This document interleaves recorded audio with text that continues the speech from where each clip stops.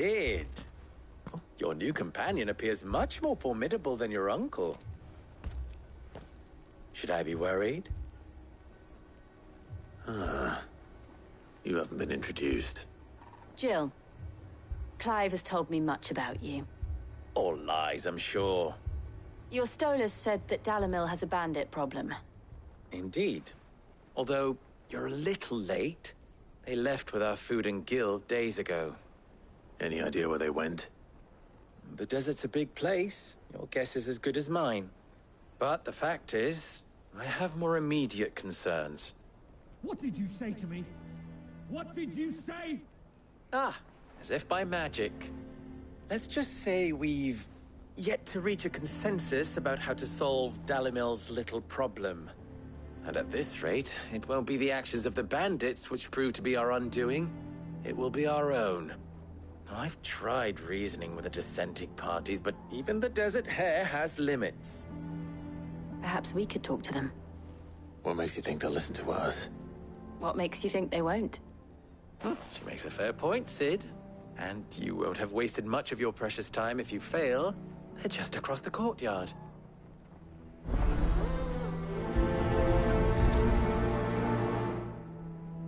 Suppose we just follow the shouting. Poor bastard.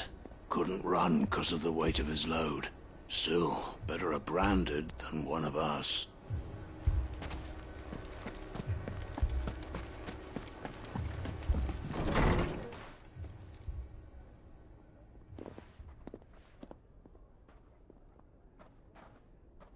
You wouldn't talk like that if it had been your men whose throats were slit. Blood for blood, it's the only way. We hire mercenaries and have them mount the bandits' heads on our walls as a lesson to the rest. And what happens when those mercenaries are slaughtered like your men? Are you going to hire more? We're better off using that coin to buy food and supplies. If we hire mercenaries, the only thing we're buying is the bandits' ire. And you cannot fill empty bellies with that. Do you hear me? But what happens when they come back? Maybe it'll be your throat that's slit. That's enough. Both of you. Any more of this and I'll throw you out myself.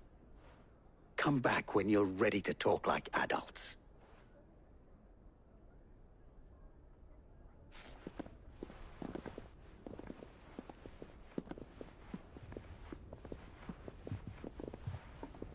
Victor.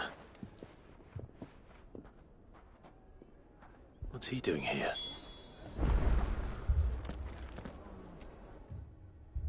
Sid.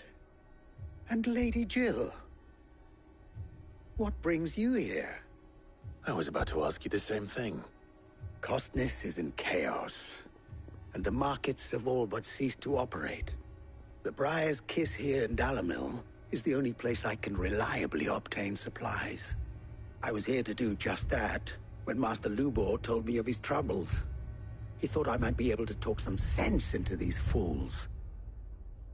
But if you're here, I suppose his patience must be waning.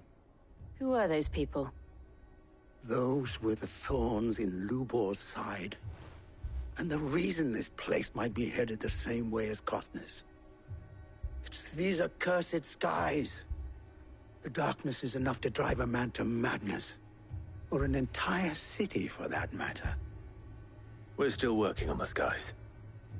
But in the meantime, perhaps we can find a solution to Dalamil's problems. I hope so. For all our sakes.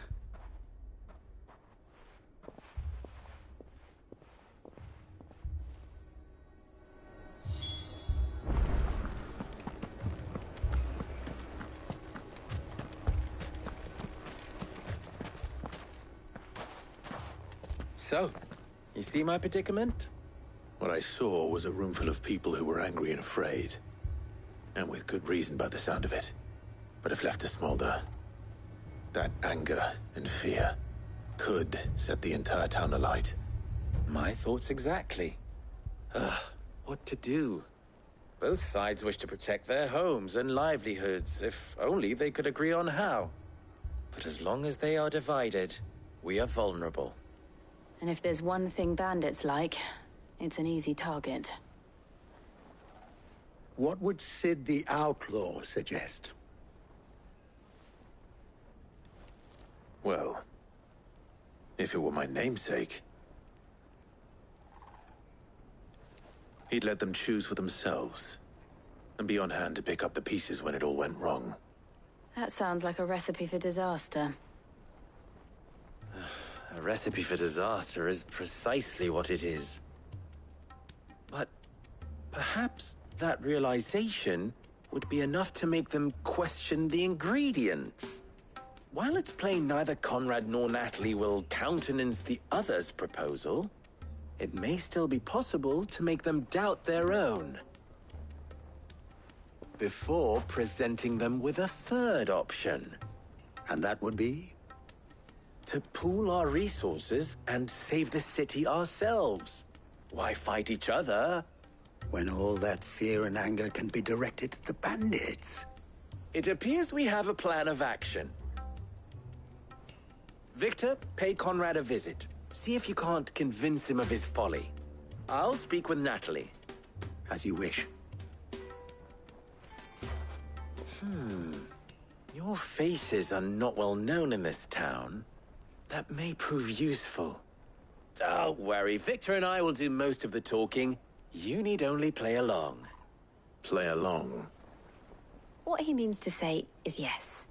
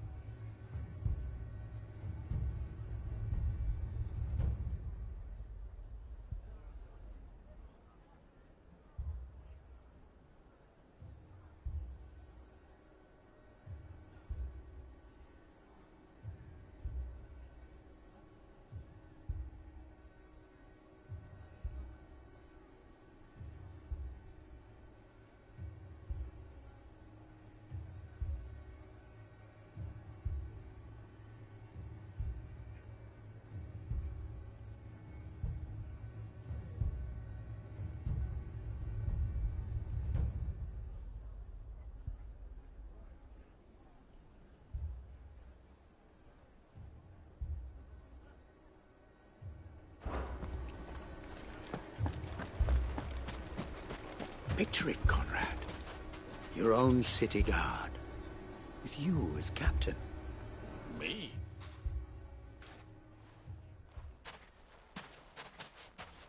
Ah, here she is. The Lady of the Spear herself. Conrad, may I introduce you to Jane, commander of the Red Wings, the oldest mercenary guild in the Free Cities. A pleasure, my lady. The pleasure is all mine. As I told you, I summoned the commander here from Canver to inquire about a contract. Victor says you told him no. That there aren't any men left to hire. Is that true? True as the crystals cracked. Nobles came and claimed every last one worth his salt. And not just from us Red Wings. You know of the 7 high houses. There must be 2 swords assigned each one. Granted, we have a few boys left. If it's boys you're looking for. Well, Conrad, are you saying that Dalamil's finest cannot defend this town better than a gaggle of unblooded striplings? That a band of beardless youths could better avenge the deaths of your brave men than you yourselves? Absolutely not. We'll show those bastards who they're dealing with.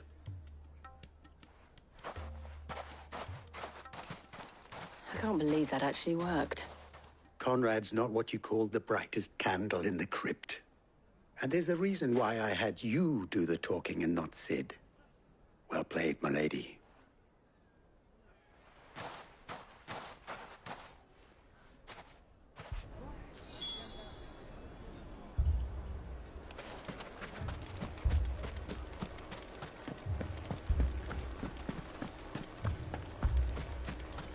My shop. If I had my pickaxe, I would... I mean, it may still be possible to buy some... Ah, here he is now. Natalie, allow me to introduce Lord Underhill of Randalar's prestigious League of Merchants. Lord Underhill. At your service. Underhill. I was just telling the good lady of our conversation, my lord, and how you were lamenting the state of the capital's stores. Lubor says that not only are the granaries almost empty, but that war and the Blight mean this season's harvest won't be enough to fill them for winter. Indeed, certainly that is the case. The nobles in the capital are buying up the city's stocks of barley and wine, driving the prices higher than most commoners can afford. It is only a matter of time before the peasants revolt. It is worse than I thought. If what Lord Underhill says is true, I fear we have little hope of supplementing our stores, meager though they regrettably are. And while I applaud your endeavors to dissuade our more bellicose citizens from seeking vengeance, I sense Conrad is not wrong in his assessment of the bandits' likely return. Which means that now, more than ever, we will need to secure what little we still have. Food, weapons, herbs, everything. If our humble town is to endure not only this hardship, but those that are certain to follow, we must stand united. All right. If it will help to protect my home, I'll do it. But you needn't have gone through this charade.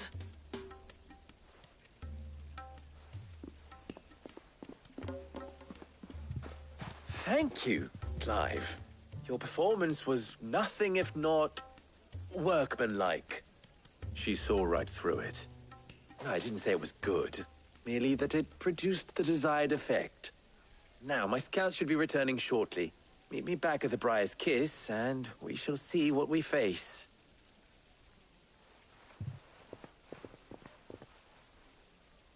I'm not convinced our roles in this ruse were entirely necessary. I don't know. Conrad seemed quite taken with you. Mummy, I'm scared. What if the bad men come? Oh, I'm ruined.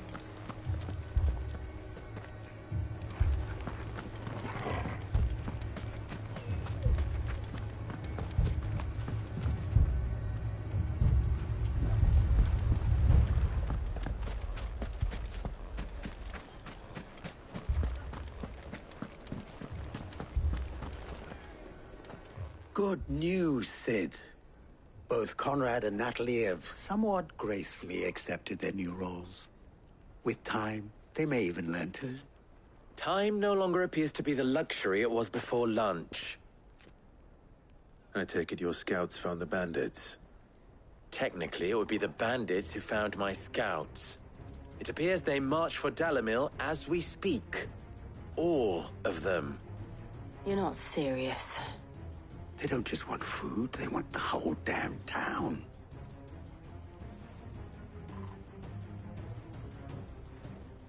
I have a favor to ask. I'm told the bandits march in two groups, one from the south and one from the desert, in a move doubtless intended to stretch our already gossamer-thin defenses. Very well. Jill and I will meet those from the desert. But what of the rest? The rest, my friend, the city shall fight. Together. The stakes, I concede, are high. But if this does not unite Dalimil, nothing will. That is a lot of faith to put into those who had their hands around each other's throats but a moment ago. Then it will be for us to see that their hands are kept occupied. And I do mean us. I thought you might say that. We'll hold them off for as long as we can. And we will do the same.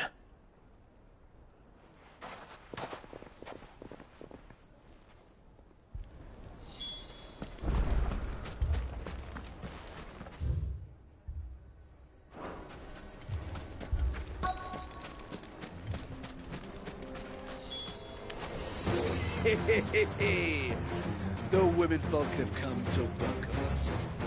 I'll take that one. He's all yours.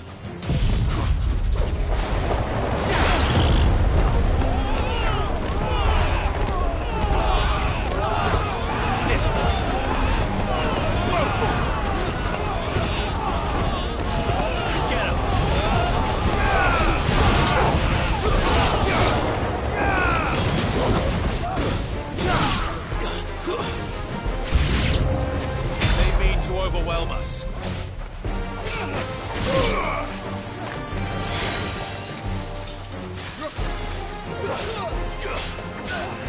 Get him! Go for it!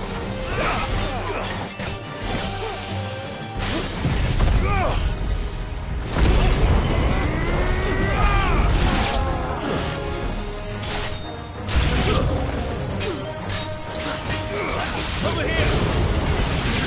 Let's try.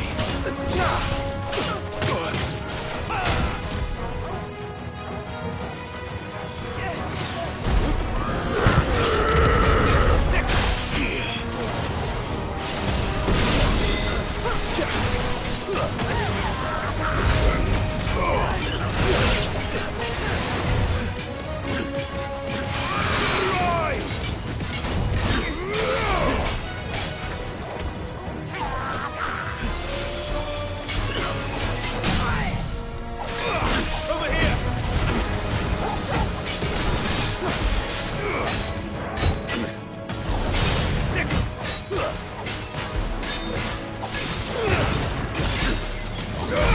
This one.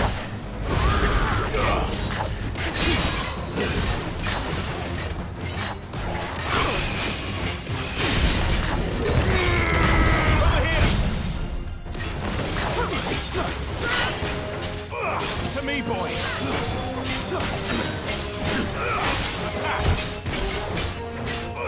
Get him!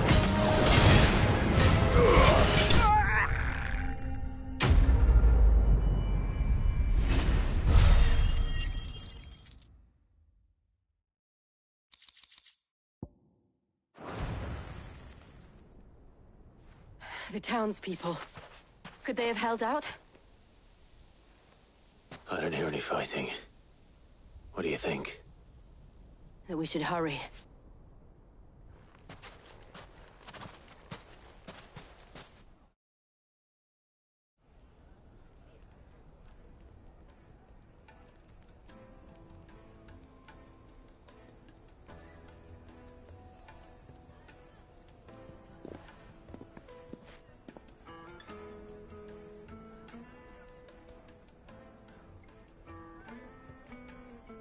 Natalie, I owe you an apology.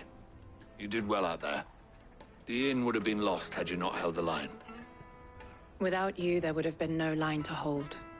You saved us, Conrad. You saved Dalimil. We all saved Dalimil.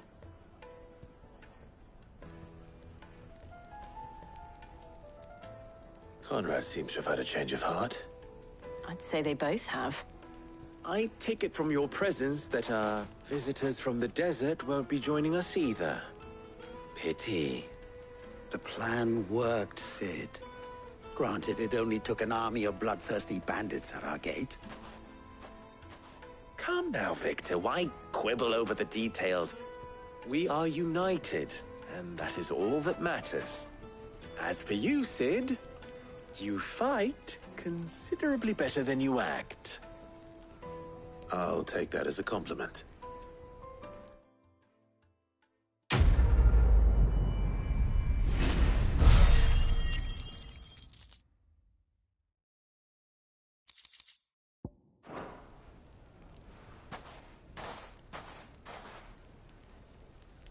Our friends seem to have things under control. For now, at least. Let's go and put Otto's mind at rest.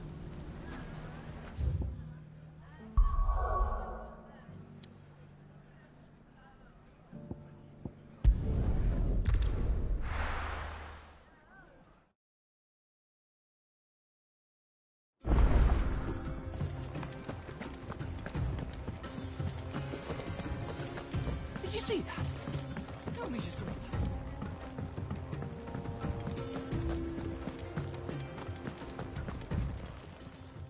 Welcome to the Patron's Whisper. Come to claim your just desserts? You earned this. Come again. I may have...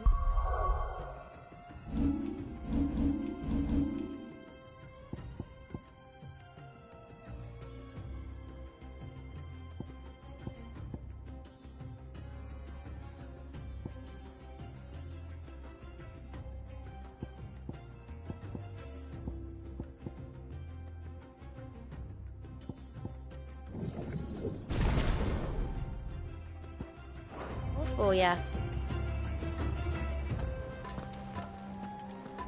Was wondering when you turn up. Had ours from all our friends thanking you for your timely intervention. How is it you always manage to arrive at just the right moment? Luck, I suppose. Any word on the rest of the realm? Let's see. Storm's still crying out for mother crystals. The nations are still in chaos. And the skies are still the colour of a kick in the kidneys 2 days on. So... Right. Clive, we knew this was going to happen. Well, not the bleeding skies part, but you take my point. Now's not the time to second-guess yourself. Now's the time to visit the infirmary. Taya says your brother's awake. Thank you, Otto.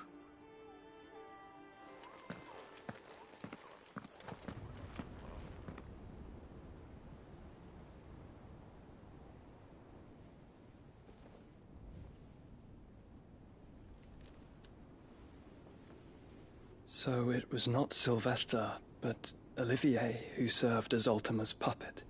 And when Dion learned of this, he sought to slay the fiend.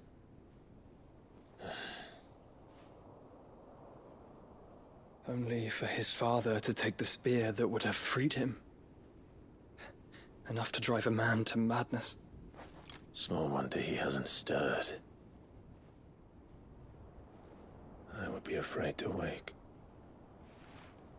Had I but reached out to him sooner, warned him of the threat Ultima posed. But now, both an empire and her prince lie broken.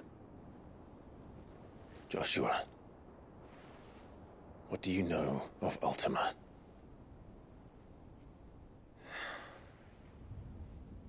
Very little, I'm afraid. Despite my best efforts. 18 years ago, as I lay buried beneath the rubble of Phoenix Gate, 'twas not death who came for me, but another. And it was while in my rescuer's care, I first heard of Ultima. I've been chasing his shadow ever since. Ultima is driven by some deep, dark purpose, and for whatever reason, it would seem you are crucial to his designs. He will stop at nothing to have you, even if that means toppling an empire. But why me? What possible use could I be to such a creature? That is one of many answers that have eluded me. Yet, I am certain of this. It is not mere chance. You were chosen for a reason. All dominants carry within them the might of an icon. Nigh limitless power that is at once acutely limited. I wield fire, and only fire. And I only ice. 8 wardens for 8 elements. But you, Clive. You are different. You're special. Your abilities begin with the flames of Ifrit. But they do not end there. The fact Ifrit can even exist goes against everything we thought we knew of dominance. Perhaps Ultima has been waiting for one such as you, whose potential is truly limitless. I've encountered that thing several times now. If it or he, as you say, needs me, why hasn't he claimed me as he did the boy?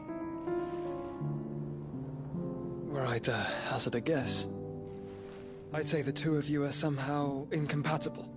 His mind not properly attuned to your body. His mind? Mind, awareness, spirit, call it what you wish. But I believe Ultima to be an embodiment of the concept. This is why I struggle and fail to contain him here inside me. I'm sorry. Inside you? With every setting sun, I feel my strength wane. And though the Phoenix's flames mend the prison I have made for Ultima, they do so at a cost. We must find a means to bring an end to him before I meet my own. What were you thinking? It was that or let him take Clive. And I've always had a soft spot for my brother. But that doesn't mean you should sacrifice yourself to save me.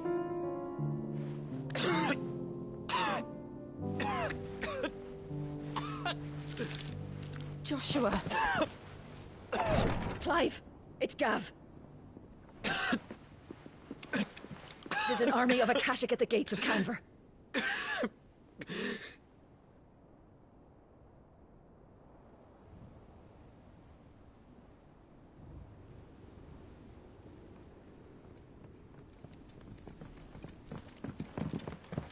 Well, what's the short of it?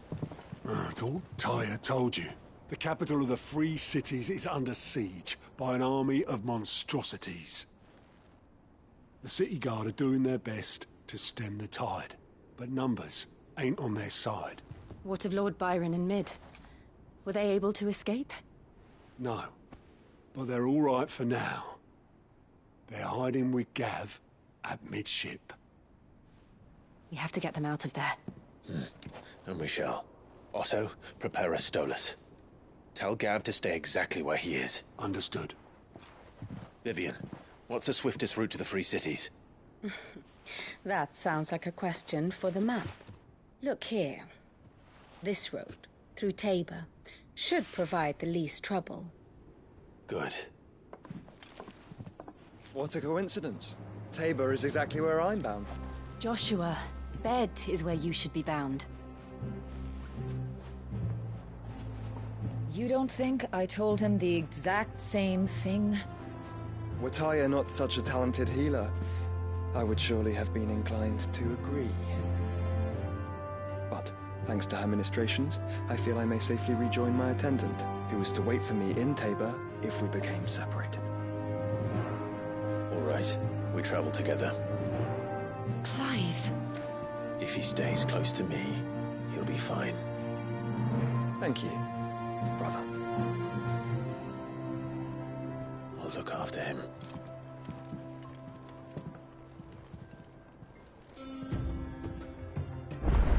My attendant was with me in the Dominion before I primed. She would have watched the battle unfold and witnessed its outcome. I trust you'll be waiting for me in Tabor, where I can finally introduce you. You know how I feel about this, but your brother's stubbornness knows no bounds. I'm starting to think it runs in the family.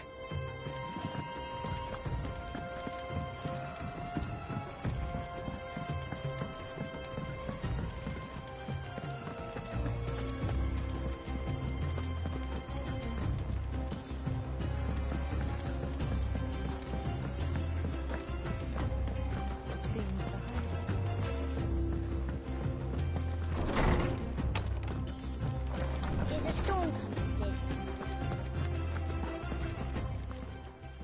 Good morrow to you, my friend.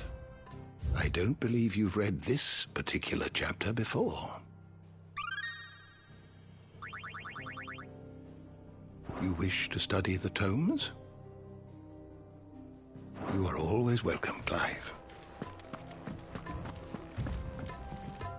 Sid, perhaps you can help me solve a mystery. I can certainly try. Who's gone missing this time? It's not who, but what. Mid's scales, the ones she made for her workshop. I borrowed them to teach the little ones about weight, and shortly after the lesson, well, they vanished. My first thought was that they'd taken them off somewhere to play, but when I asked, they swore they had nothing to do with their having disappeared. Which almost certainly means they had everything to do with it. Perhaps a visit from Sid will jog their memories. I think it just might. Thank you. I don't like to imagine that my pupils would lie to me. But if they have, I'll have no choice but to discipline them accordingly. They were in the atrium when I last saw them. As always.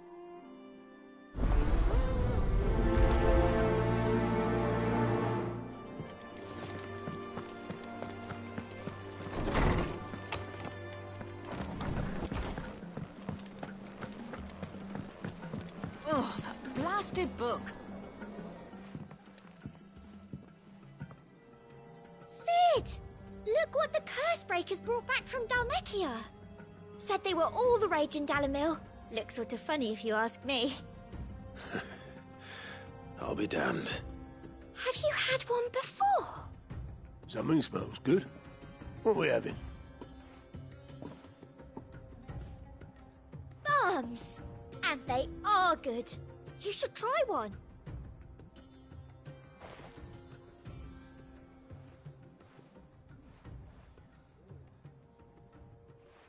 Eh? A bloody great hole in it. Who ate the rest?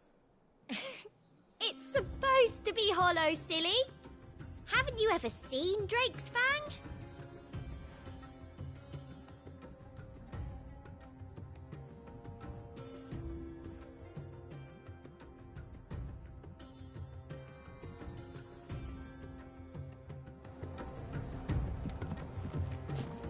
Here, you put me in this situation, Clive. You can bloody well get me out of it. I need a hand with a recipe. Are you sure it's me you're looking for? I'm not much of a cook. I'm all the cook will be needing, thank you very much. What I want from you is a little of your time, right? Oh, and perhaps your sword. You remember Ivan's stew, right? Well, despite the look of the thing, and that awful stench, people wolf it down. So I thought I'd try making one of these supposed masterpieces myself. Had a peek at the book and gave it a go, but, well... It wasn't as straightforward as you'd hoped. Ivan had the same problem. Yeah, but this is my blooming kitchen, and I will not be outdone. So if you don't want to be seen as playing favourites, I suggest you lend me a hand. I've never been one to play favourites, Molly. And I would be only too happy to lend you a hand. So, what's on the menu this time? A fried mortress of skyworm. That's one heck of a name, innit? Recipe seemed easy enough to an old hand like myself. Thought I'd followed it to a T. Only, turns out skyworm livers and drake's mint are not what I thought they were. At least I hope they're not, given the rancid mess they made. Ivan said the recipes in the culinary pilgrimage date back centuries. Who's to say the ingredients even exist anymore? Well, that's a question for a scholar, wouldn't you say? Perhaps you know of one? Kindly old fella who haunts the shelves, maybe? Fine. I'll go and speak to Harpocrates. Perhaps he'll know something. And if he does, I'll see if I can find your ingredients for you. You do that. Lest we forget, you've got a reputation to uphold.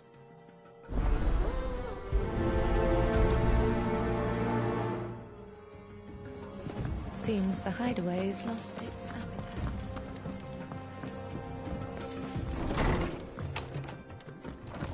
Is a storm coming soon? Lawsman Harpocrates, I've come to pick your brain if you don't mind. It's about the book you lent Ivan. Ah, Valisthea, A Culinary Pilgrimage, a classic. One of my favorites, in fact. The young man did a wonderful job with the Chance's stew. I do hope we shall be able to sample more such marvels in due course. That's actually why I'm here. I don't suppose you know where I might find skyworm livers and drake's mint. Ah, so the fabled Sanbriquois delicacy is next on the menu. Delightful. The descriptions of fried mortris never fail to make my mouth water. Now, skyworm is a somewhat antiquated name for the wyvern, their ground livers being the paste from which the mortris is made. Dragon livers. How very Sambriquois. One would have thought the disciples of Bahamut would have a touch more reverence for their icon's brethren, but apparently not. I believe the specific dragon the recipe demands is the blueback wyvern, said to be the very color of the sea beside which it resides. So we know where to look for our liver. But what about the drake's mint? Saint's bonnet in contemporary parlance, a herb which grows along the North Reach coast. I gather that one can locate the cheerful yellow flowers by their heady scent alone, so I'm sure you'll have no trouble finding them. I may add that people once believed game was best served with the flora that sustained it in life, in which regard fried mortris of skyworm is undoubtedly a typical dish of the time. Meaning that if I find one, I find the other. To Northreach, then. Best of luck, Clive. And do save me a bite once the dish is complete.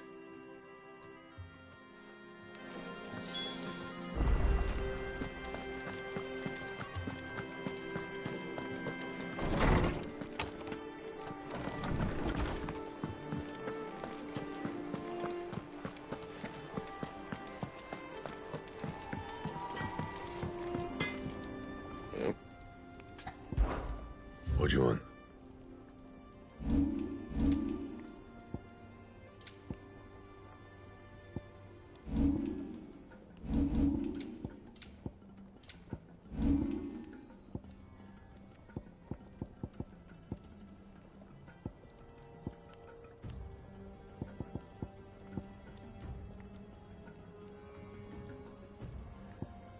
Anything else? What am I gonna... Is everything all right, Goots? You seem more discomposed than usual. Oh, I don't know what that means, but I'm in a bit of a muddle.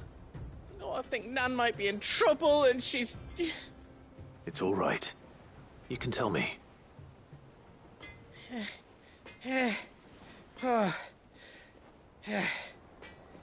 There was a trader came by. One of our usuals, like... Said he'd heard some rotten rumours about her down Dalimil Way. Folk are saying she's been selling to bandits and cutthroats and that. I mean, she's fond of a chance to make a coin or two, aye, but she'd never do business with baddies. Especially not the kind who go hurting people who haven't done out. I wanted to ask her about it myself, but I'm scared she'll give us a tongue lashing. She'd never give your tongue a lashing, though, would she? Don't worry. I'll speak to her. Oh, thanks, Clive. You'll let me know what she says, won't you? Of course. I'm sure it's all just a misunderstanding.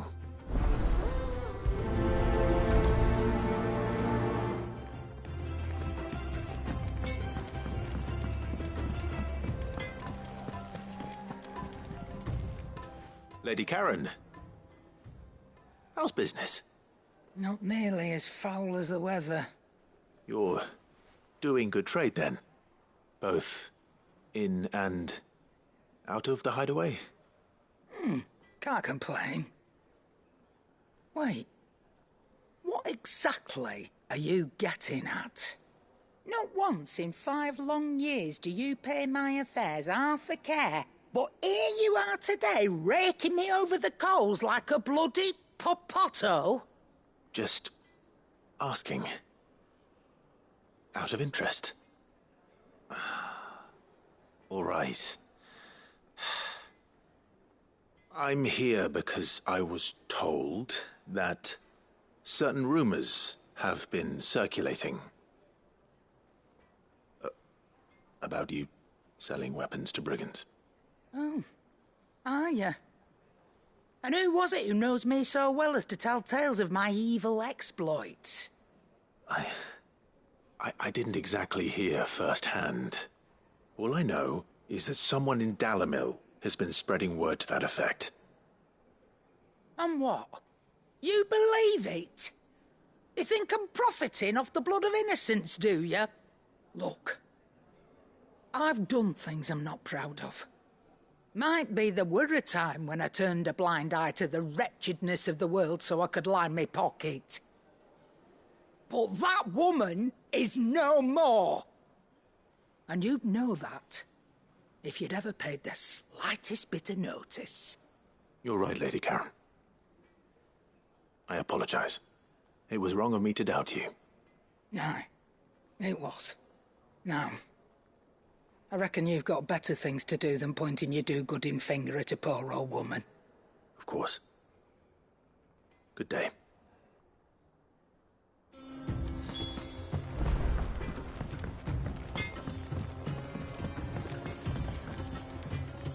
I spoke with Lady Karen. What did she say? That the rumors were unfounded, and that I was a fool for thinking they might hold any truth, along with some other things that made her feelings clear.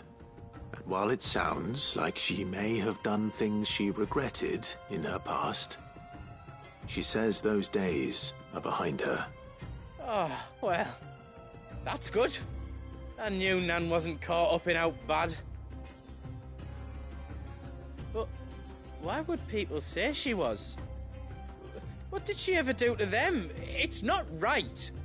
No, it's not. But people do things for all sorts of reasons. Perhaps we'll never know. Well, I'm going to find out. That trader, he said they were all talking about her in Dalimil. So that's where I'm going. I'll find someone who'll tell me, you'll see. Are you sure that's wise? Whoever's spreading these rumors means Karen ill. Oh, right. But that's why you'll be coming with me, isn't it, Clive? I suppose it is.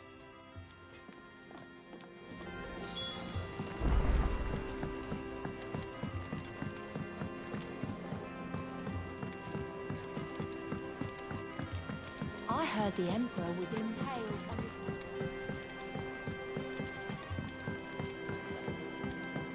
We're all gonna die! You hear me? The Akashic are coming and they won't stop until they've slaughtered every single one of us! How do you suppose they'll manage that? You ever seen one of the blue bastards swim?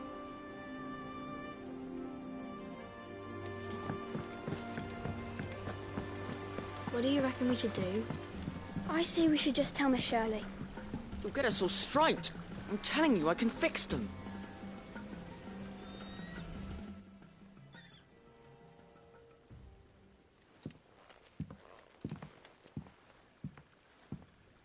Sid! Hard at your studies, I see.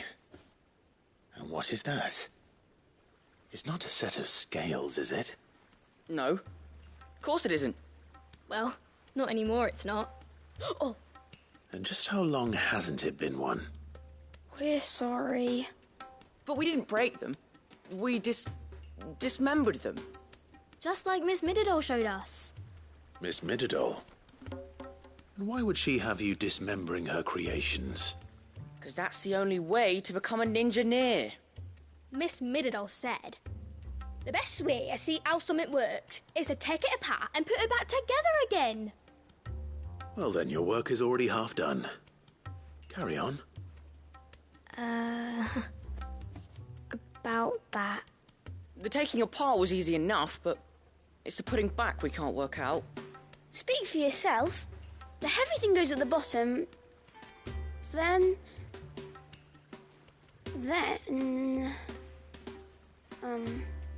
You three need to learn to take responsibility for your actions. So let's have a look at these parts with fresh eyes, shall we?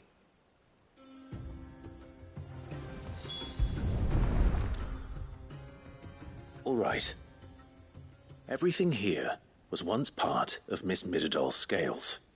Every piece has its own role to play, and each is just as important as the others. If even one of them is missing, the scales won't work. So let's think about what those roles might be. You already know one of the pieces. The body. Its role is to support everything else. But what of the others?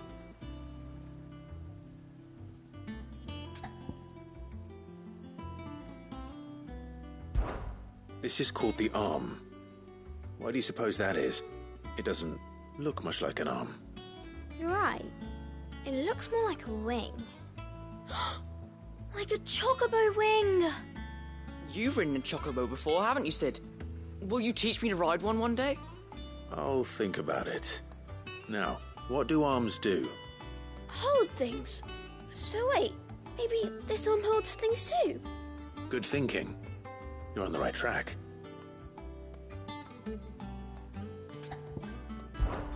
These round parts are called the pans. You all know what a pan is, don't you? I do. Molly uses them in the kitchens to fry bangers. But these aren't for frying bangers, you idiot. They're for weighing stuff. But what if I wanted to weigh goods? I don't think you'd fit on that little thing. Probably not. What are the chains for? Holding the pans up? Well spotted. Which means something must hold the chains up in turn. This tiny piece is what's called a cogwheel, or gear. Have you ever seen one before? I have. Miss Midadol's dungeon is full of them. Most are on the floor. She puts them in all her inventions. They spin round and round and round and round and... That's right. They're very useful when you want to make things move. Do you remember if there was anything on the scales that moved? I remember the arm moved when I tried weighing an apple. And then somebody ate it. It's not my fault. You shouldn't have tried weighing it before lunch. You know what part's supposed to move and how it's supposed to move. So, let's put the pieces together first, see what doesn't move, and then stick the cogwheel to that. Not a bad idea. You see? It's not so difficult. So, now that we've taken stock of the parts and learned what they do, what do you think? I think we've got it. Then here's what we'll do. You tell me what goes where, and I'll put the scales together. Well, obviously you need to start with the body. All the other pieces fit onto it, don't they? And the arms go on the body, just like real arms. Or wings, if you're a chocobo. And then the arms hold the pans by the chains. Very good. Let's see if that works. Ah, all finished.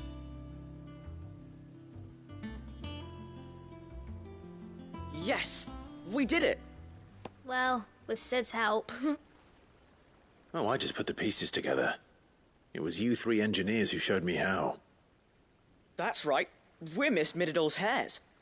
Her hairs? Yeah, hares for the future. She's showing us her secrets now, so we can help out the hideaway when we're older. What do you think, Sid? Are we almost ready? With a little more help from Miss Midadol and Miss Shirley, I'd say it won't be long at all. You hear that? It won't be long. Until then, though, do try to be honest with Miss Shirley.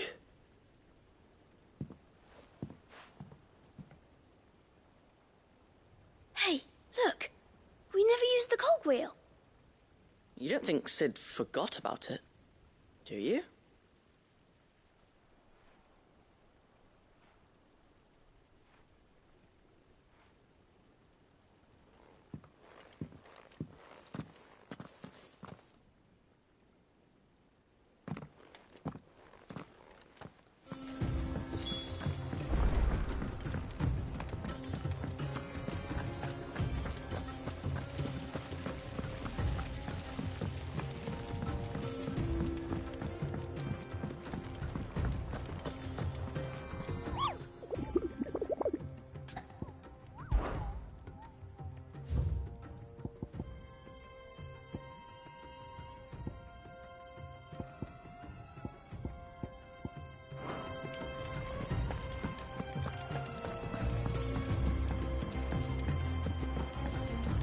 see that?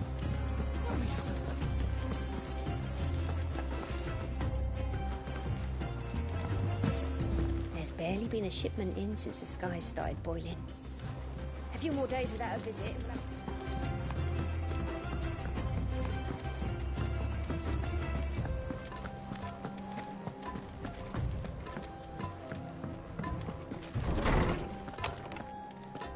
to... Is a storm coming, Sid? Will there be fun? Well, did you solve the mystery? It was as you thought.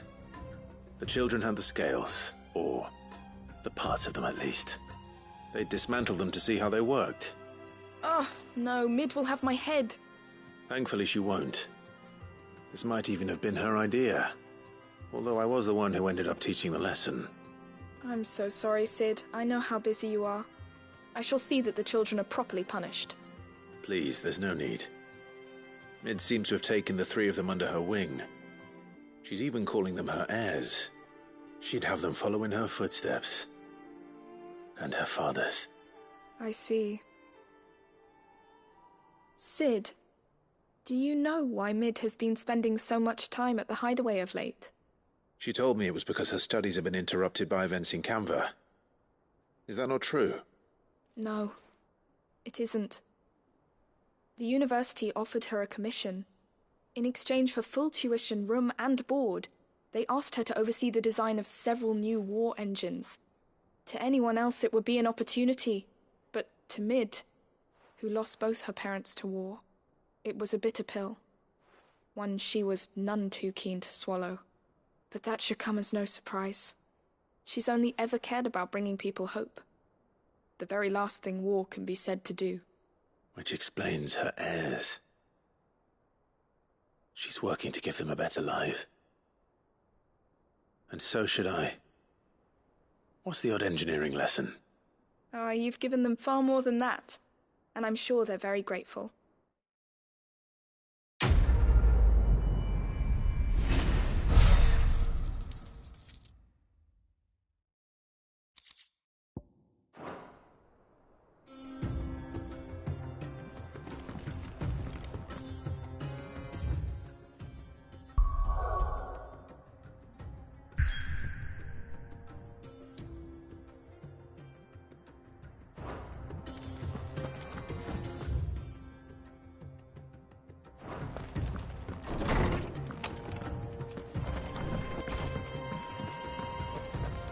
Seems the hideaway is...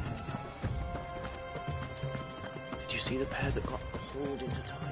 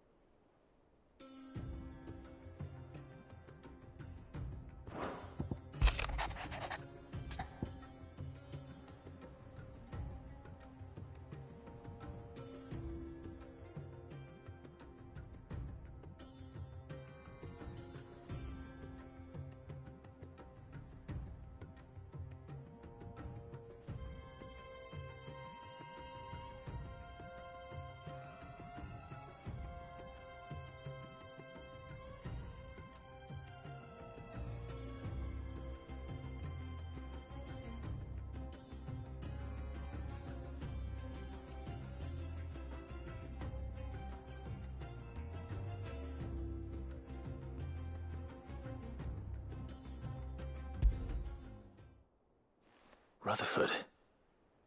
Wasn't that the name of my uncle's manservant? Why would he be at Martha's Rest?